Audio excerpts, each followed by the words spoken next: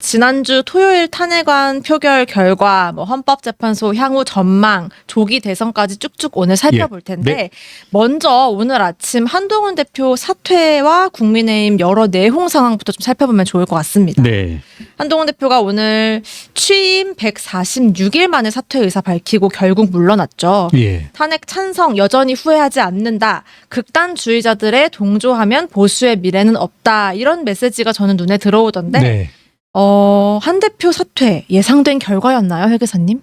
사실은 저는 개인적으로 계속 윤석열 대통령은 탄핵되어야 된다. 뭐 이런 입장을 밝혀온 만큼 토요일 날 탄핵안이 가결되는 것 보고 네. 그리고 좀 여하튼 우리 국정이 조금 정상으로 회복되어지고 또 뭐랄까요? 국정이 안정될 수 있는 계기가 될 수 있겠다 이렇게 생각을 했었는데 네. 급기야 탄핵안이 가결되어지면서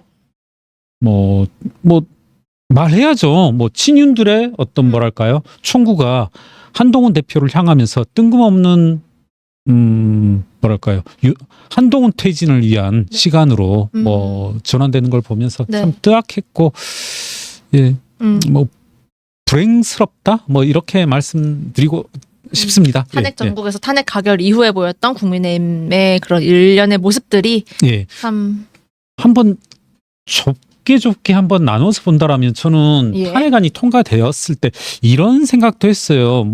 특정인을 이 시점에서 언급할 수밖에 없을 것 같은데 장동혁 전 최고위원이 그 직전에 상황이 변화해서 탄핵안이 통과되더라도 지금 당장 입장을 밝힐 수는 없고 과거 내가 이야기했던 탄핵안이 통과되면 이 최고위원직을 던지겠다. 이 말은 재고될 수밖에 없다. 이렇게 말을 했는데요. 네. 저는 탄핵안이 통과되는 순간 여하튼 국민의힘이 윤석열 대통령으로부터 그리고 계엄의 뭐랄까요 그 경계로부터 벗어날 수 있는 조금은 국민들로부터 선택을 받을 수 있는 지지를 받을 수 있는 경계를 향해 간다. 네. 이런 식으로 봤었는데 저는 어느 순간부터 갑작스럽게 윤석열이 퇴진했으니 탄핵됐으니 한동훈은 물러나야 된다. 이런 그렇겠죠. 프레임을 들고 나오는 거 보고서 조금 사실 개인적으로 상당히 경악을 했습니다. 예. 정확했다. 일단 한 대표는 사퇴까지 그래도 고민이 상당히 많았을 것 같은데요. 어떻게 보세요? 그러신 것 같아요. 그러니까 좀 주변 인물들과 조금 많이 좀 며칠 동안 소통을 하고 했었는데 네. 그리고 특히 이제 보면은 모 인사가 그런 지적도 하던데 김옥균 프로젝트를 하면서조차도 진짜 제대로 못한다. 그러니까 제대로 못한다. 비상대책위원회의 구성 혹은 비상대책위원장의 인선에 대해서도 네. 다 이제 어떻게 보면 본인들 당헌 당규에 나와 있는 것조차도 숙지하지 못한 채로 우왕좌왕했고 혼란을 야기했던 거죠. 어떻게 보면 친윤 측의 행보가 예. 그런 것들이 조금 더 비극적인 측면을 더 뭐랄까요 확대했던 것으로 보여지는데 여하튼 많이 안타깝습니다. 그런 일련의 것들이. 김옥근 프로젝트 말씀하셨는데 예. 우리가 이 자리에서도 꽤 오래전부터 언급을 했던 내용이잖아요. 그렇습니다. 근데 사실 토요일로 돌아가 보면 탄핵 가결 직후에 한 대표는 기자들 앞에서 직무 수행에 대한 의지를 드러냈어요. 네, 네. 근데 그 비슷한 시간에 장동혁, 진종호, 김민전, 인요한, 김재원까지 이렇게 줄줄이 최고위원들이 사퇴를 하면서 예. 사실상 지도부가 바로 해체가 됐잖아요. 그렇습니다. 부분적으로. 이 과정에서 사전 논의도 없었다는 게 한 대표의 입장이었는데 이 김옥균 프로젝트 그러면 얼추 그때 우리가 예상했던 대로 그 시나리오대로 간 거 아닌가요? 결과적으로는? 그렇죠. 그러니까 저는 다시 말씀드립니다만 윤석열 대통령이 탄핵되는 순간이 저는 국민의힘에게도 기회가 있었던 순간이다. 분명히 네. 신락 같은 내지는 조금 국민들 입장에서 봤을 때는 국민의힘조차도 좀 정신을 차리고 있다. 그것이 물론 최대 이탈표 12표라지만 그 의미는 남다르다라고 생각하거든요. 그러니까 얼마든지 국민의 지지를 얻어낼 수 있는 그런 순간이었었는데 국민의힘 스스로가 뜬금없는 김옥균 프로젝트, 한동훈 퇴진을 위한 일련의 행보들을 실행에 옮김으로써 좀 스스로가 이제 구렁텅이로 빠져들었다 이런 생각이 들더라고요. 그러니까 특히 저는 이제 뭐 이 자리에서 계속 한 인물을 중심으로 해서 보는 것도 의미가 있을 텐데 예. 장동혁 전 최고위원이 이미 약 일주일 전쯤에 뭐라고 했었냐면 그와 같은 발언을 했었죠. 당신은 특검이든 탄핵안이든 통과된다라면 대표위원직을 사퇴하겠다. 네. 이 자리에서 죄송합니다. 최고위원직을. 이 자리에서도 말씀드렸지만 다시 언급해 보자면 장동혁이라는 사람이 최고위원을 사퇴하냐 안 하느냐 국민들로서는 관심도 없고 어떻게 보면 뭐 그게 무슨 의미가 있겠습니까? 그런데 저는 뭐 이 자리에서 언급했지만 참 그게 저는 불편한 협박으로 들렸다. 무슨 말씀이냐면 국민들에게는 장동혁이 사퇴하든 말든 아무런 의미가 없는 사안인데 장동혁이 사퇴한다는 건 최고위원 구성상 친윤 3명의 장동혁까지 사퇴하면 이제 비상대책위원회 죄송합니다. 최고위원회가 붕괴될 수 있는 그런 요건을 마련한다는 거거든요. 예. 그러니까 이건 누구를 위해서 누구들으라고 한 말이냐면 이건 국민들이 아니라 결국 한동훈 한 명을 향해서 한 말이다. 네. 너 탄핵 찬성하면 심지어는 특검에조차 찬성하면 너 날라간다. 뭐 이런 저는 분명히 그런 협박으로 보여지거든요. 네. 이 사람이 저는 조금 또 어설프고 뭐랄까요 교활했다라고 생각하는 게 어느 날인가 이제 입장을 바꾼 것처럼 말했잖아요. 맞아요. 네, 지금 상황이 바뀌었다. 상황이 바뀌었기 때문에 내가 특검이든 탄핵이든 통과되는 순간 사퇴한다는 말은 이제 상황을 보고 판단을 하겠다. 그게 12일 대통령의 그 예. 대국민 담화를 계기로 그런 뭐 바뀌었다 이런 보도가 나왔어요. 네네네네. 예, 보도도 많이 된 것으로 아는데 네. 제가 이것은 뭐 요즘 뭐 이렇게 여러 정치 평론가들이 자기의 취재 결과 알았다 뭐 이런 식으로 고급스럽게 포장하는데 예. 저도 몇몇 사람으로부터 조금은 뭐 상당히 신뢰할 만한 뭐랄까요 당내 네. 통으로부터 어떤 말을 들었냐면 이미 장동혁은 탄핵 투표 이전에 네. 결심을 굳혔다. 아, 네. 크게 바뀌지 않았다. 그러면 그렇죠, 그렇죠. 예. 그러니까 이미 이 투표가 12월 14일 날 있었지만 예. 그 이전에도 이미 투표가 이뤄진 이후에 사퇴하려는 결심을 굳혔다. 그런데 지금 이제 이것을 약간 다른 식으로 포장 혹은 해석하는 그런 움직임이 있는데 그렇지 않았다. 그래서 저는 장동혁이라는 인물 네. 조금은 여하튼 우리 국민들도 시청자분들도 뭐랄까요? 좀 기억해둬야 된다. 저는 그렇거든요. 이게 뭐 흔히들 나쁜 의미로 쓰이는데 정치적 낙인이라는 것. 네. 저는 낙인 효과 이런 것들이 누누이 말씀드리지만 저 뭐 예를 들어서 경제민주화 운동이다 뭐다 이렇게 하는데 네. 사실은 어떤 입법적인 법적인 제재들보다 네. 더 효과적인 것은 낙인 효과라고 보거든요. 그리고 레pu테이션 명성에 대한 어떤 그렇죠. 뭐랄까요 그 이야기들. 네. 예. 저는 이런 분 장동혁이라는 인물 과연 이 국회의원으로서 자질이 적합한가 하면은 지극히 좀 회의적이거든요. 네. 예, 예. 그래서 조금은 우리 시청자분들 그리고 국민들은 기억해둘 필요가 있다. 정말 그래요. 저는 장동혁만큼 네. 한동훈 대표 체제 그 이전 비상대책위원장 체제에서 이 사람만큼 가시적인 뭐랄까요 그 뭐 페이버 이걸 받은 사람은 없거든요. 네. 예. 그러면서 제일 먼저 배신하고 가장 끔찍하게 뒤에서 칼 꽂는 이와 같은 비열한 행태. 저는 이 경우를 배신이라고 할 수 있을 것 같아요. 지금 배신자 네. 난무하는데 네. 여러분 저 이제 배신 오늘 이제 유승민 전 의원도 말씀을 하셨던데 네. 무슨 한동훈을 배신자라고 하냐 우리가 조폭이냐 저 역시 이 자리에서 똑같은 말을 했던 것 같아요. 무슨 조폭들 같다 맨날 배신하는 게. 네. 자 그러면 제가 좀 진지하게 아까도 말했지만 제가 경제민주화 운동이다 경제개혁 운동을 뭐 나름 활발하게 했다면 한 편이었는데 네. 항상 나오는 이슈 중에 하나가 배임이거든요. 근데 예. 배임도 인물을 배신했다는 배신 프레임이거든요. 예, 예. 그랬을 때 예를 들어서 뭐 이건 예로서입니다. 뭐 특정인이 그렇다는 게 아니라 이재용이 배임을 했다. 누가 배임을 했다. 네. 뭐 축구협회장이 배임을 했다. 이것은 주어진 인물을 배신했다는 거거든요. 네. 어떤 특정 회사 오너가 배임을 했다 그 의미는 배신을 했다는 의미는 주주들로부터 위임받은 권한을 이용해서 주주의 이익을 회사의 이익을 배신했다라는 의미거든요. 네. 그러면 정치인들에게 배신했다 이것은 국민의 총의를 국민의 뜻을 의지를 위임받은 국회의원이 국민의 뜻을 배신했을 때 우리는 배신했다. 그렇게 쓰이는 게 배임이다. 맞겠네요. 이런 거거든요. 예. 자, 그러면 이 경우에 배신은 누가 했냐는 거죠. 누가 배신자인가? 네. 저는 구체적으로 계엄 사태에서는 윤석열 대통령이 배신한 거죠.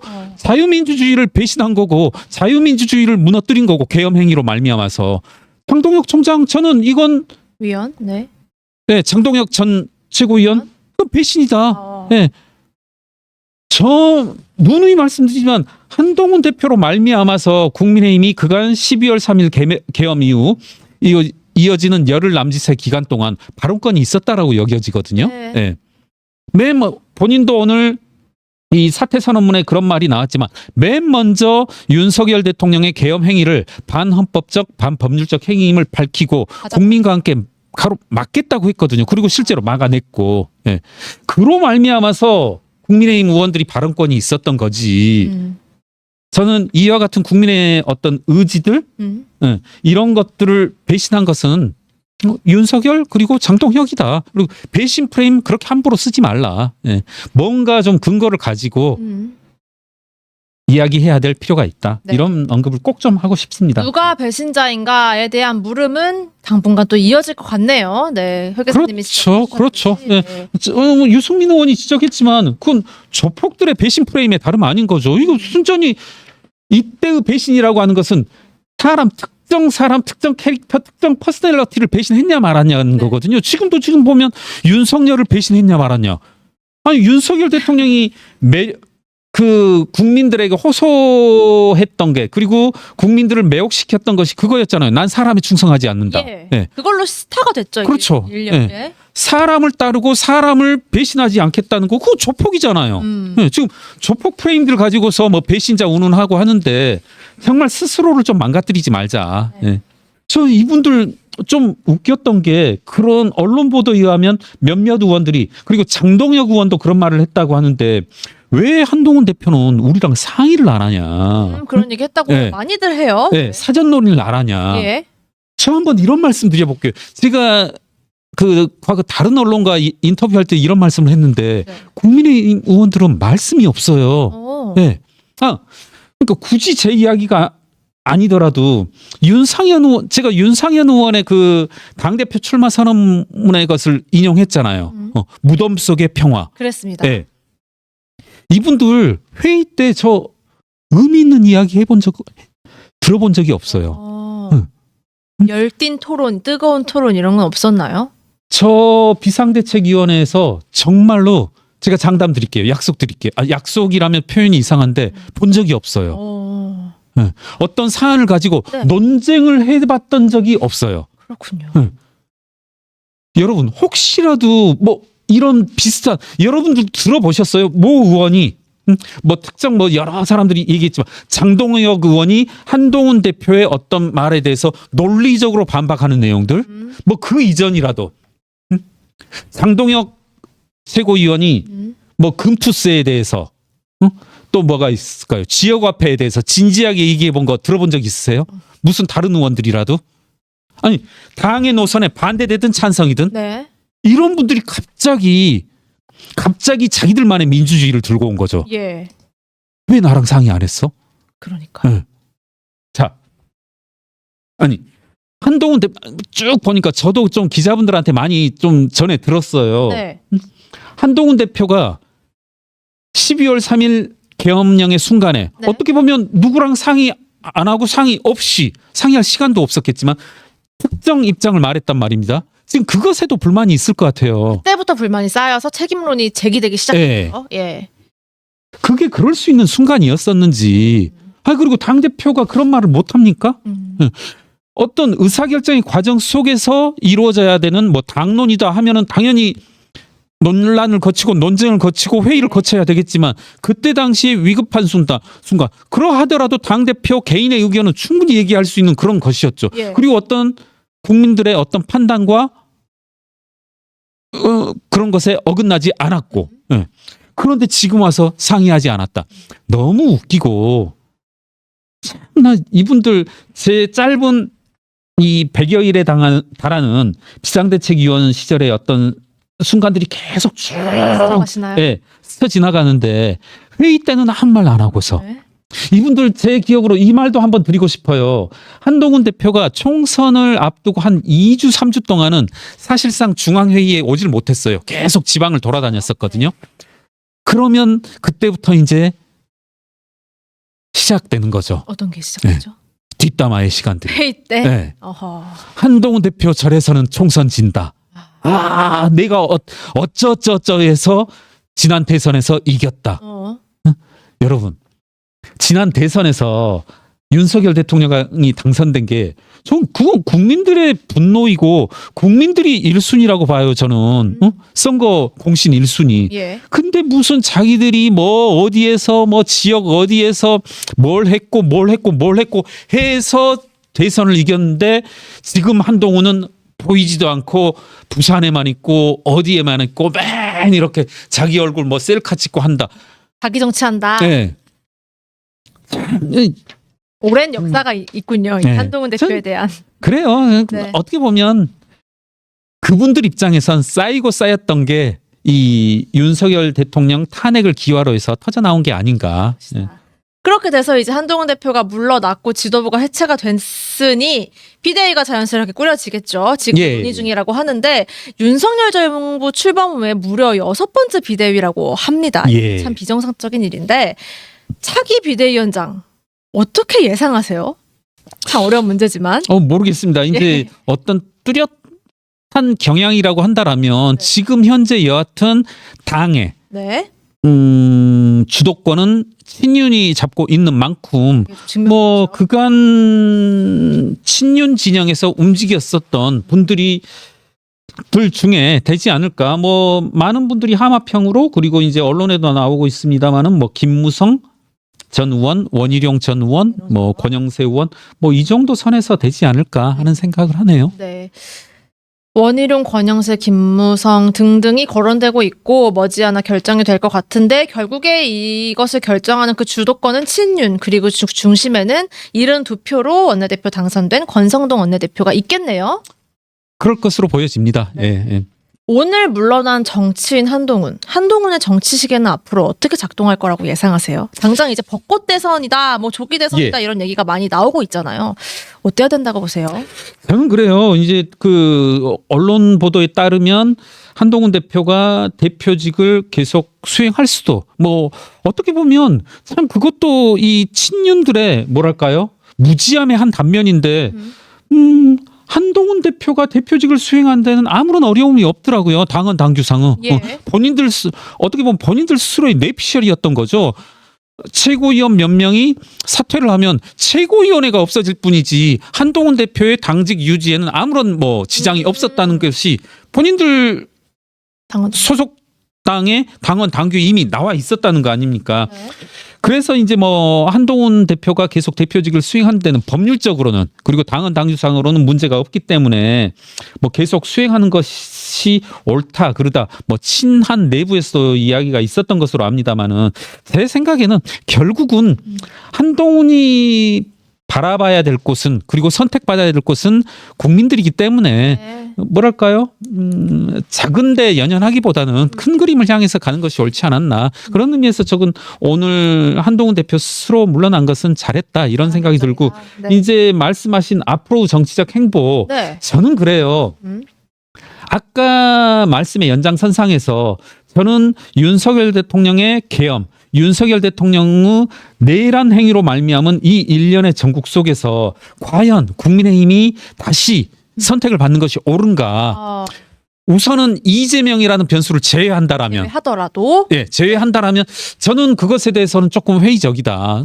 정말 민주주의의 원칙, 자유민주주의의 원칙을 스스로 내팽개쳐진 정당에 대해서 국민의 선택이 다시 한번 이루어진다. 이것은 바람직하지 않다. 다만 네. 지금 모두 다가 이제 헷갈려하는 것 같아요. 이거 한 측면만 본다라면 다음 선택은 국민의힘이 이어선 안 된다. 안 된다. 이런데 또 한편에 있는 건 저는 못지않은 인물이라고 보거든요. 네. 예, 이재명이라는 인물을 보는 순간 사람들이 많이 헷갈려하는 것 같아요. 그런 측면에서 본다라면 저는 정치인 한동훈에게 기회는 또 있을 것이다. 있을 것이다. 예, 다만 조금은 길게 보자. 조금 짧게 보지 말고 길게 보자. 저는 그 한동훈 대표의 아쉬운 몇몇 장면들 이번에도 어떻게 보면 뭐 저 역시도 기사가 나오면 그 댓글도 유심히 보고 하는데 분명히 한동훈 대표에 대한 국민 여러분들의 어떤 기대와 어떤 지지들이 한 단계 뭐 1.5단계 낮아진 것은 분명한 사실 계엄과 같아요. 탄핵 전국을 예, 거치면서요. 예, 여론조사에서도 나타나지만 예. 근데 조금 보면 그런 일종의 단점들이 있지 않나. 제가 한동훈 대표는 잘은 모르지만 이분의 특수부 검사 시절, 뭐 3차장 시절 이런 것들에 비춰 본다라면 사실 그와 같은 법률적인 공간에서는 법률을 수단 삼아서 설득해 나가면 되는 거거든요. 네. 예, 예. 뭐 동료 검사들을 그리고 판사를 이렇게 설득해 나가면 되는데 이거 정치라는 것은 그거보다 좀 더 넓고 미묘한 부분 아닌가. 그러니까 사실 전 그래요. 그러니까 어떤 그 맥락을 본다라면 네. 내가 계엄했습니까? 제가 투표했습니까? 이 말은 충분히 상대방과의 논란 과정에선 충분히 할 수 있는 말이다. 의원총회에서 했다는 네, 그 말. 1대1로 이루어진 논란에서는 충분히 이루어질 예. 수 있는 말이다. 다만 이게 국민들에게 들렸을 때는 어떻게 들릴 수 있을까 네. 하는 것들. 예.